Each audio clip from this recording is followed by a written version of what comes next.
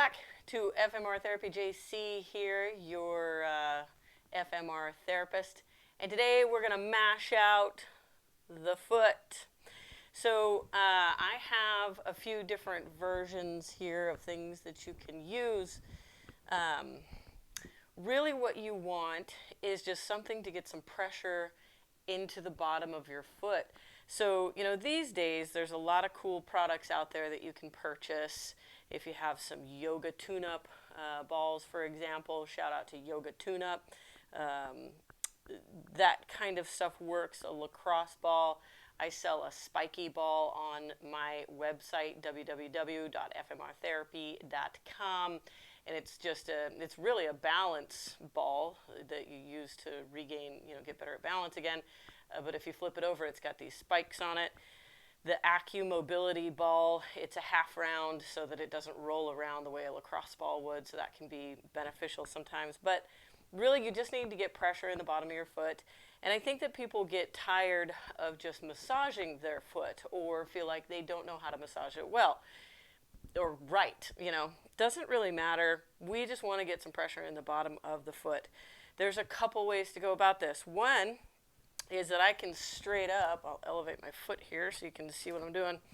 I can straight up take something, put pressure into the bottom of my foot, and then move around. I like to do twisting actions with things that are rubbery, because then you're grabbing onto the skin and the fascia, and you're really kind of making some difference, right? Really, the name of the game is trying to create a more supple tissue so that it can relax. And part of that is actually getting the skin and the fascia underneath the skin to loosen up as well. So we can approach it that way. We can also approach it where we're taking something and we're putting our foot pressure onto it using body weight, right? So I can get into a lunge position and I can put some body weight into the bottom of my foot and just move all around. I want to get behind the toes there. I'll move back a little here so you can actually see this. Into the arch, into the heel, on the back of the heel, and just put a ton of pressure in there. I can also, of course, stand up and do that exact same thing and put even more of my body weight, because now I'm standing, right?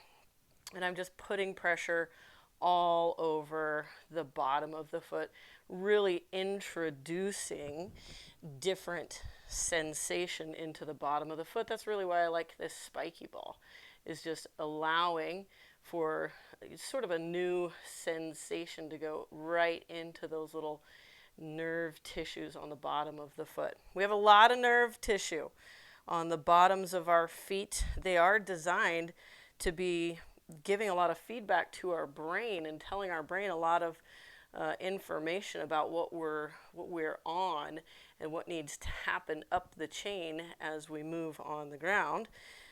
Our little issue in our culture today is that we wear shoes that don't allow for the bottom of the foot tissue to really talk to the brain in that same way.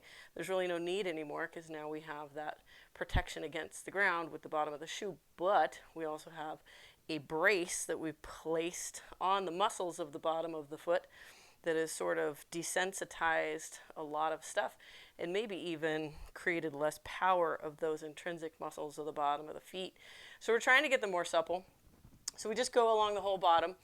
Then I really want you to try to work on maintaining what we call the metatarsal arch. So this is an arch that's going to go this way across this part of the arch. It's right, you can think of it as the pad of the toes.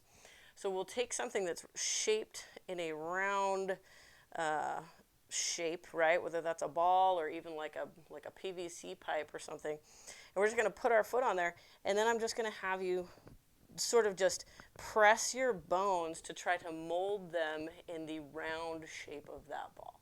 You're just pressing your bones from above to really try to round around that ball right underneath that arch. So I'm not underneath this arch here, I'm underneath that arch over there. And just trying to mold my foot into that ball shape up there, right? While I'm here, while I'm working at the top of the foot, I might as well spend a little bit of time just going in between the bones of my foot with my fingers, right? So literally that's just taking my fingers and just going back and forth along the skin, dragging the skin and working to loosen up the tissue on the top of the foot. I can also take my foot bones and I'm going to break them like I'm breaking a popsicle here. Just breaking them like this, just going right along like I'm trying to break a popsicle, and just start loosening. Spend 2 minutes at least on each foot, and this would be a great thing to do daily, right? Just working on the fascia on the top of the toes, on the top of the foot, getting some pressure into that metatarsal arch, some pressure into the entire bottom of the foot every single day to keep those feet loosey-goosey. Really what we want to be able to do is move our toes and allow for our foot bones to have motion, right? So I can even grab my foot and move it back and forth like so. We want all of that motion in the bottom of the foot. We know that the shoe kind of takes some of that motion away over time.